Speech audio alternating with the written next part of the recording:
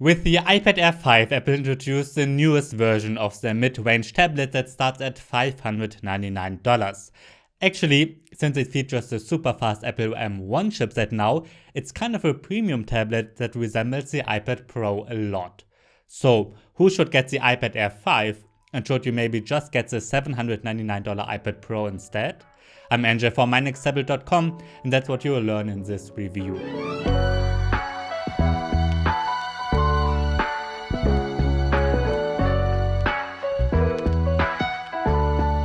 Before we start, subscribe to this channel. I'm reviewing almost every tablet that gets released, and among those tablets are all from Apple, all from Samsung, and so on.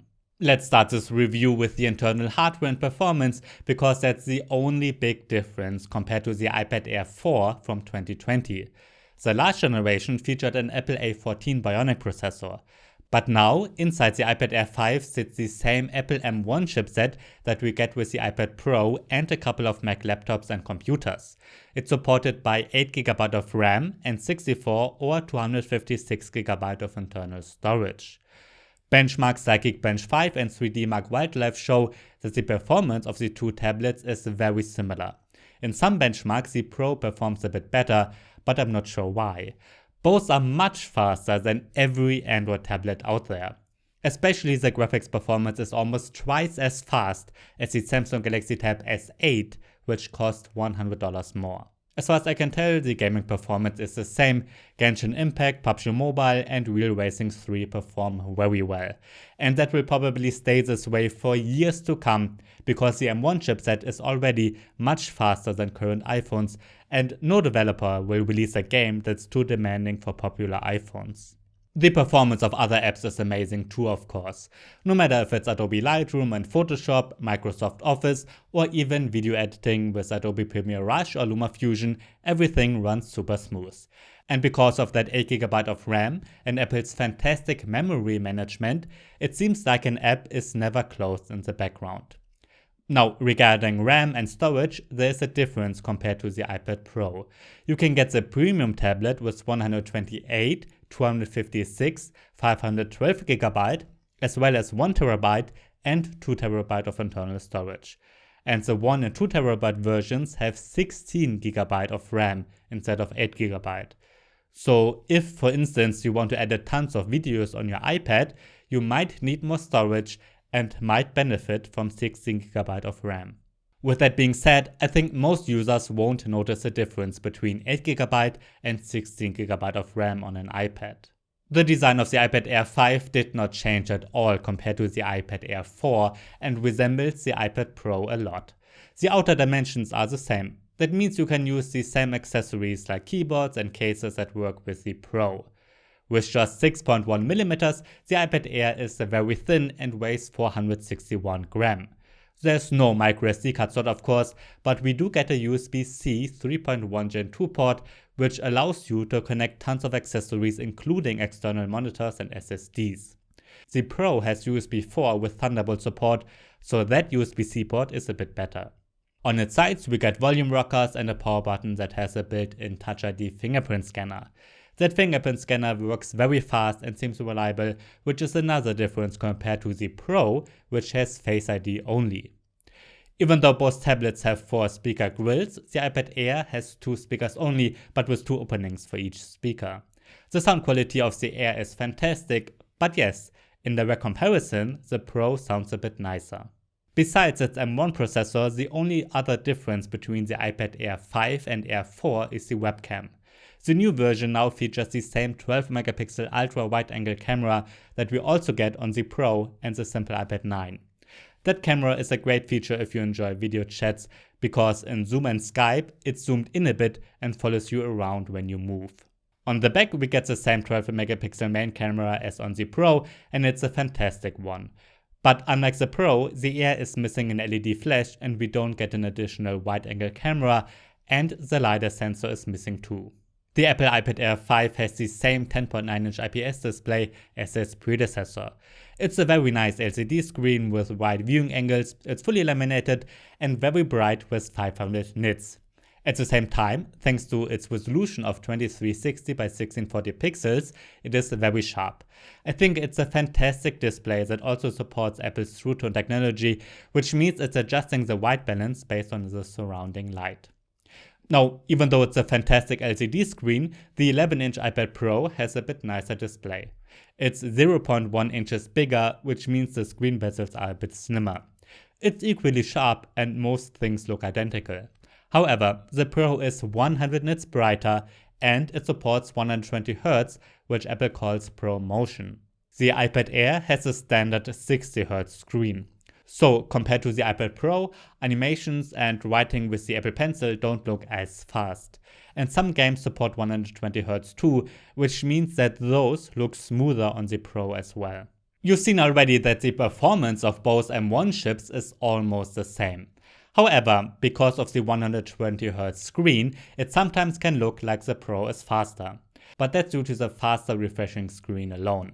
The iPad Air supports the same Apple Pencil 2 as its predecessor, and the iPad Pro and iPad mini support. That means if you got one of those tablets already, you can use the same stylus. Otherwise, you've got to pay $129 extra. Now, the Apple Pencil 2 is not new, so I don't have much new to say about it. It does work fantastic just as it does on the other tablets. The stylus is very precise, is charged inductively by placing it on top of the iPad Air, and is just a fantastic pen. On the software side, it's very well supported too. There are tons of apps in the App Store which support the pen well, and that includes Adobe Photoshop. Apple's Notes app works great too, has amazing handwriting recognition built in, and with their Scribble feature, you can use handwriting in every text field. The only downside is the 60Hz screen. As I mentioned earlier, that's why it looks like the pen does not react as fast as on the iPad Pro with its 120Hz. It's not the fault of the processor or pen, but the display alone. Just as its predecessor, the iPad Air 5 supports the same keyboards as the 11-inch iPad Pro does. You can get two kinds. The first one is a smart keyboard Folio, which is a traditional keyboard cover. It costs $179, and folded up, the back and front of the tablet are protected. It has a keyboard built in, which works fine, but is not super comfortable. The keys have a small travel, which is fine for occasional writing only. If you want to work with your iPad a lot, I suggest you better get the Magic Keyboard. It costs $299. That's more of a keyboard dock with a more comfortable keyboard and a touchpad. It also has a USB-C port. I love the design because it looks like the iPad Air is floating. However, it's a very heavy keyboard, which means that you're not saving any weight compared to a MacBook Air. You can use the tablet with other keyboards too, of course. In fact, you can connect pretty much every standard desktop keyboard either using Bluetooth or the USB port. The Apple iPad Air 5 is running the same iPadOS 15 as all other current iPads are. I think it's a fantastic operating system which has improved a lot in the last couple of years. That's why it's not just a great entertainment tablet, but also a great working tablet. As I mentioned earlier, you can connect keyboards, but also touchpads and traditional mice. They are supported very well. We get fantastic multitasking and widgets on the home screen, and recently Apple introduced an app library. There's a Files app, you can connect external SSDs, and many other USB-C accessories. I don't have much more to say about iPadOS 15 because it's not new. If you want to know more about it, watch my iPad Pro review. In my standard battery test, the Apple iPad Air 5 got a runtime of 6 hours. That's the same runtime as the iPad Air 4 and iPad Pro. For this test, I'm always looping an HD YouTube video at maximum brightness. So, is the Apple iPad Air 5 a tablet you should get? Well, I think it's a fantastic tablet for many. It's cheaper than the iPad Pro, but offers the same fantastic performance due to its M1 chipset. With it, it's faster than all Android tablets out there. We also get the fantastic Apple Pencil 2, great keyboard options, a premium feeling and premium looking design, as well as a great LCD screen and up-to-date software. It does have some downsides compared to other premium tablets. The biggest one is that the 10.9-inch display does not support 120Hz. I think for most 60Hz is fine, but once you start to use 120Hz, you don't want to miss it. And that's the main reason why you might want to get an iPad Pro instead. Or, if you don't care about that, It's the main reason why you decide to save some money and get the Air instead of the Pro. For some, storage might be an issue. Again, I think for many 64GB is fine, but if you want to edit photos or videos with your tablet, you might want more.